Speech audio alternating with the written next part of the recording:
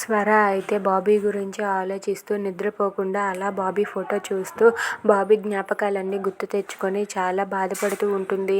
బాబీ, నిన్ను నన్ను ఎవరూ దూరం చేయలేరు బాబీ, వచ్చేస్తున్నాను, రేపే నీ దగ్గరకు వచ్చేస్తున్నానని చెప్పి స్వర అయితే ఫోన్ చూస్తూ ఏడుస్తూ ఉంటుంది. అది చూసి వాళ్ళ అన్న వచ్చి, ఏంటమ్మా ఇంత అర్ధరాత్రి అయినా పడుకోకుండా ఇలా మెలకువగా ఉండి ఫోన్ చూస్తున్నావంటే, నేను ఎప్పుడెప్పుడు నా కొడుకు దగ్గరికి వెళ్తానా, ఎప్పుడెప్పుడు నా కొడుకుని కలుస్తానా అన్న దీని మీదే ఉంది. ఎంత వేరం తెల్లవారుతుందా, ఎంత వేరం నా బాబీ దగ్గరికి నేను వెళ్తానా అని నాకు ఆశగా ఉంది అన్న.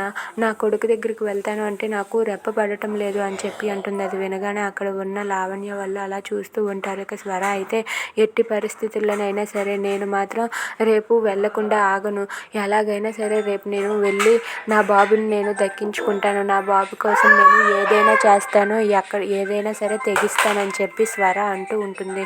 అది వినగానే అక్కడ ఉన్న లావణ్య వాళ్ళు అలా చూస్తూ ఉంటారు.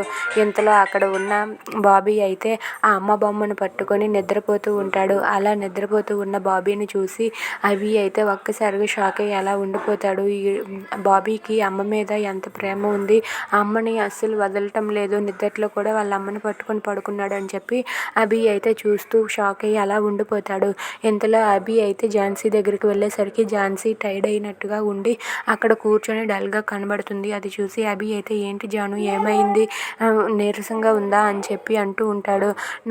నాకు హెల్త్ కండిషన్ కన్నా నా మనసుకు తగిలిన గాయమే నన్ను ఎక్కువగా ఇబ్బంది పెడుతుంది అభి అని చెప్పి ఝాన్సీ అంటుంది. ఏమైంది జాను అని చెప్పి అంటే, అవును అభి, బాబీని చూసినప్పుడల్లా బాబీ నన్ను సవతి తల్లిలాగానే చూస్తున్నాడు.